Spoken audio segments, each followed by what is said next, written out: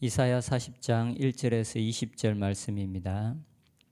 섬들아 내 앞에 잠잠하라. 민족들아 힘을 새롭게 하라. 가까이 나오라. 그리고 말하라. 우리가 서로 재판자리에 가까이 나아가자. 누가 동방에서 사람을 일깨워서 공의로 그를 불러 자기 발 앞에 이르게 하였느냐. 열국을 그의 앞에 넘겨주며 그가 왕들을 다스리게 하되 그들이 그의 칼에 티끌 같게 그의 활에 불리는 촉에 같게 하며 그가 그들을 쫓아가서 그의 발로 가보지 못한 길을 안전히 지났나니 이 일을 누가 행하였느냐. 누가 이루었느냐. 누가 처음부터 만대를 불러내었느냐. 나 여호와라. 처음에도 나요 나중 있을 자에게도 내가 곧 그니라.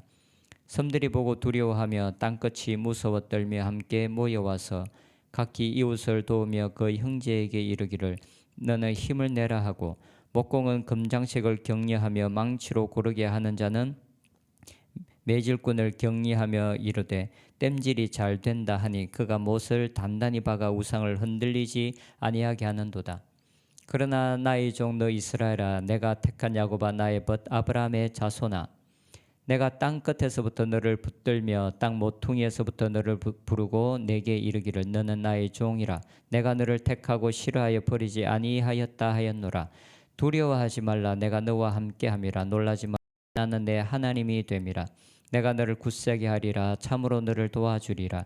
참으로 나의 의로운 오른손으로 너를 붙들리라.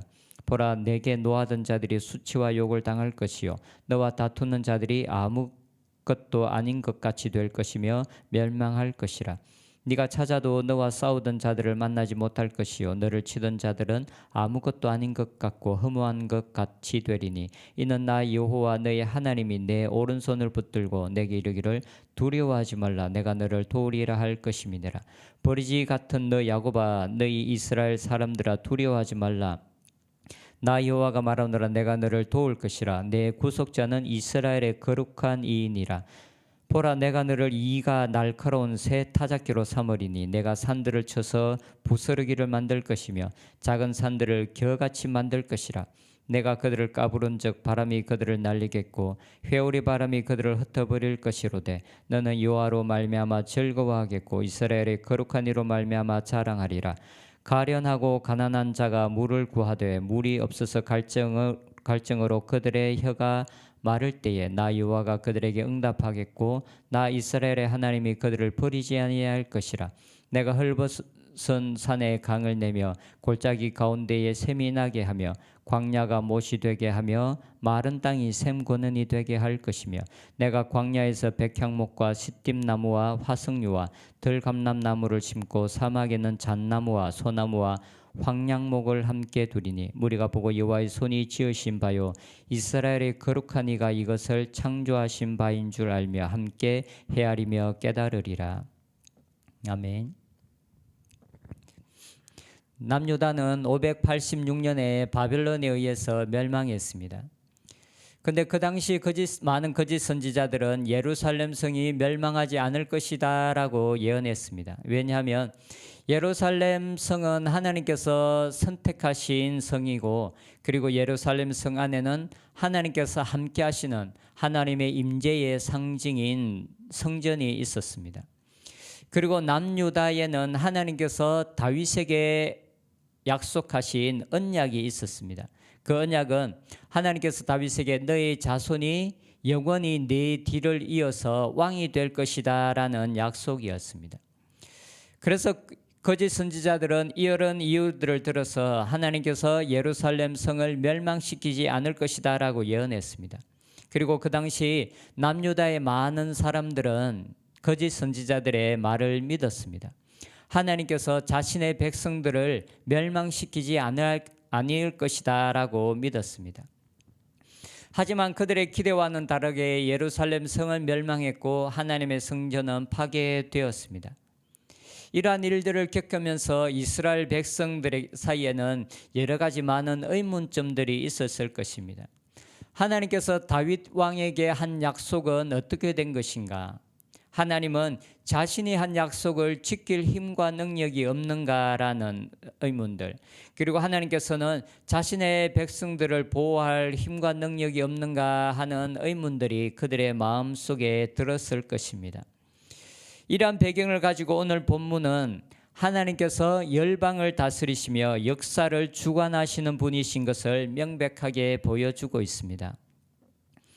1절에 섬들아 내 앞에 잠잠하라, 민족들아 힘을 새롭게 하라, 가까이 나오라, 그리고 말하라.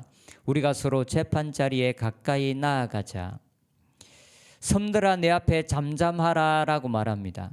여기서 섬들은 바다 건너편의 나라들을 의미합니다. 곧 이스라엘과는 좀 멀리 떨어진 모든 나라들을 의미합니다. 하나님께서 이스라엘 주변 국가뿐만 아니라 열방을 향하여 선포하고 있습니다. 열방에 있는 모든 나라들아 잠잠하라, 힘을 새롭게 하라, 가까이 나오라 라고 말씀하십니다. 하나님께서 이제 하시려고 하는 일, 하나님께서 행하시는 일을 이제는 보기 위해서 그 일들에 집중하라라고 말합니다. 2절에 누가 동방에서 사람을 일깨워서 공의로 그를 불러 자기 발 앞에 이르게 하였느냐, 열국을 그의 앞에 넘겨주며 그가 왕들을 다스리게 하되 그들이 그의 칼에 티끌 갖고 그의 활에 불리는 촉에 갖게 하며. 이제 하나님께서 동방에서 한 사람을 세우시겠다라는 것입니다. 하나님께서 그를 일으켜서, 한 사람을 일으켜서 열국을 그 앞에 무릎 꿇게 하겠다, 내가 이 일을 하겠다라고 말씀합니다. 우리가 잘 알고 있는 것처럼 이 사람은 페르시아의 고레스 왕입니다.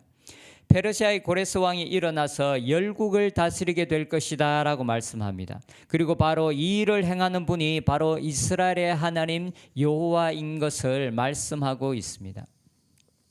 도저히 있을 수 없을 것이라고 생각했던 성전이 파괴되었고 예루살렘 성이 멸망했습니다. 하나님께서 힘과 능력이 없어서가 아니라 이것은 하나님의 백성들이 하나님 앞에서 언약을 어기고 범죄한 그들의 죄에 대한 심판이었습니다. 하지만 이제 그들의 죄가 사함을 받고 그들의 노역의 때가 끝났을 때 이제 하나님께서는 이스라엘 백성들을 향한 구원의 역사를 시작하겠다라고 하나님께서 말씀하고 있습니다. 하나님의 백성들을 구원하기 위해서 이 땅에서 하나님께서 행하시는 일이 바로 페르시아의 고레스 왕을 일으켜서 그에게 권세를 주는 것이었습니다. 세상 열방을 향하여서, 그리고 자신의 백성들인 이스라엘 백성들을 향하여서 이 역사를 주관하는 자, 이 모든 열방을 내가 일으킨 사람에게 무릎 꿇게 하는 이 일을 행할 수 있는 분이 바로 나 여호와다라고 하나님께서 말씀하고 있습니다. 4절에 이 일을 누가 행하였느냐, 누가 이루었느냐, 누가 처음부터 만대를 불러내었느냐, 나 여호와라. 처음에도 나요, 나중 있을 자에게도 내가 곧 그니라. 4절에 누가 처음부터 만대를 불러내었느냐라고 말합니다. 여기서 만대는 아주 오래 계속되어지는 세대를 말합니다. 역사가 시작된 이래로 지금까지 계속되어져 오는 이 세대를 만대라고 말합니다. 그래서 세번역 성경에서는 누가 역사의 흐름을 결정하였느냐라고 번역하였습니다. 공동번역 성경은 처음부터 시대마다 사람을 불러일으킨 것이 누구냐라고 번역했습니다. 곧 역사가 시작된 이래 역사를 주관하고 그때 하나님께서 사람을 세우시는 분이 바로 여호와 하나님이신 것을 말씀하고 있습니다. 힘과 능력이 없어서 유다가 멸망한 것이 아닙니다. 하나님은 열방을 다스리기도 하고 열방을 심판하기도 하고 열방에 어떤 사람을 세우기도 하고 한 나라를 세우기도 하는 권세를 가지신 분이 바로 하나님이신 것을 말씀하고 있습니다. 자신들의 멸망과 성전의 파괴를 두고 고민하고 많은 물음을 가지고 있는 이스라엘 백성들을 향하여 이 역사를 주관하는 분이 바로 하나님이다. 너희들이 이런 일을 당한 것은 너희들의 죄 때문이지 내가 능력이 없거나 내가 힘이 없어서 이런 일이 일어난 것이 아닌 것을 하나님께서 분명하게 말씀하고 있습니다. 그리고 그 하나님께서 이제 그들의 죄를 회개하고 그들의 죄가 사함을 받은 이스라엘 백성들과 함께 하시겠다라고 말씀하십니다. 10절에 두려워하지 말라, 내가 너와 함께 함이라. 놀라지 말라, 나는 내 하나님이 됨이라. 내가 너를 굳세게 하리라. 참으로 너를 도와주리라. 참으로 나의 의로운 오른손으로 너를 붙들리라. 페르시아의 고레스 왕이 일어나 열방을 다스리게 될 것이지만 하나님의 백성들은 두려워할 필요가 없다라고 말씀하십니다. 왜냐하면 이 모든 일들은 하나님께서 하나님의 백성들을 구원하고 그들을 회복시키기 위해서 하나님께서 행하신 일이기 때문에 그렇습니다. 이 모든 과정에 하나님께서 함께 하셔서 이스라엘 백성들을 바벨론에서 이끌어내어 하나님께서 약속하신 가나안 땅으로 다시 돌아가게 하는 이 일을 위해서 하나님께서 이 모든 일들을 작정하셨고 그리고 그의 백성들과 함께 하시겠다라고 말씀하십니다. 그런데 우리가 기억해야 될 것은 두려워하지 말라 내가 너와 함께함이니라. 하나님께서 함께 하셔서 지키시겠다라는 이 약속은 하나님을 믿는 모든 백성들이 모든 상황에 붙들 수 있는 말씀이 아니라는 것입니다. 이스라엘들이 하나님을 떠나 우상을 숭배하고 그들이 범죄했을 때 이 약속은 이 말씀은 그들에게 적용이 되지 않는 말씀이었습니다. 그들이 범죄했을 때 하나님은 그들과 함께 하셨던 것이 아니라 그들을 버리셨습니다. 하나님께서 그들이 하나님을 버렸을 때 그들이 버리고 난 이후에 그들의 부르짖음, 그들의 기도 또한 하나님은 듣지 아니하시고 그들의 기도 또한 하나님은 가증하게 여기셨습니다. 그들이 범죄함 가운데 있을 때 하나님을 떠난 가운데 있을 때는 하나님께서 우리와 함께 하신다라는 이 약속을 붙잡을 수가 없습니다. 하지만 그들이 죄를 하나님께 고백하고 그들의 죄가 사함을 받고 그들이 고통 가운데 하나님께로 돌이켜 하나님을 찾았을 때 하나님은 그들과 함께 하시겠다라고 말씀하고 있습니다. 하나님 우리가 교회를 다니고 그리스도인이라는 이름을 가지고 있다고 해서 우리와 함께 하시는 것이 아닙니다. 우리가 교회를 다니고 그리스도인이라는 이름을 가지고 있는 것은 유대인들이 자기들은 선택된 민족이며 성전이 우리와 함께 있다고 말하는 것과 같습니다. 이스라엘 백성들이 선민이라는 이름을 가지고 있었지만 죄에 대한 심판을 받았던 것처럼 그리고 그들이 멸망했던 것처럼 우리가 그리스도인이라는 이름을 가지고 있지만 우리가 하나님을 떠나 하나님의 말씀대로 살지 않고 죄 가운데 거한다면 우리에게도 분명한 하나님의 심판이 있을 것이라고 성경은 분명하게 말하고 있습니다. 우리의 믿음을 분명하게 우리의 행동으로 보여주어야 합니다.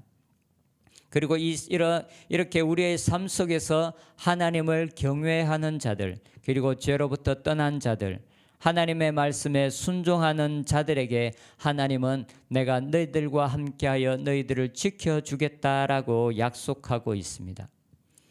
이 땅에서 가장 안전한 것은 하나님께서 우리와 함께 하시는 것입니다.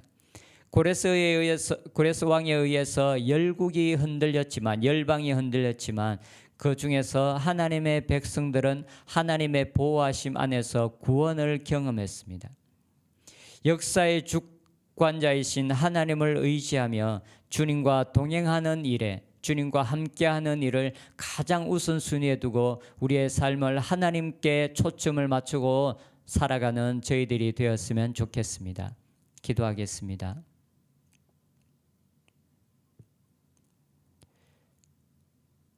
하나님께서 우리와 함께 하신다는 것이 얼마나 우리의 삶에 큰 안전이며 보장이며 그것이 우리의 삶 가운데 가장 큰 은혜인 것을 고백합니다. 하나님과 동행하는 삶을 선택하게 하여 주시옵소서.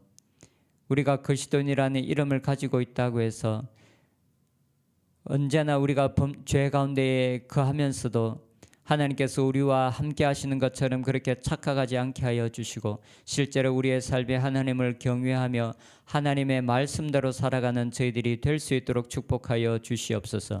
그래야 이 세상이 흔들릴지라도 우리를 안전하게 지키시는 하나님을 언제나 의지하며 그 하나님을 신뢰하며 나아가는 저희들이 되게 하여 주시옵소서. 예수님의 이름으로 기도합니다.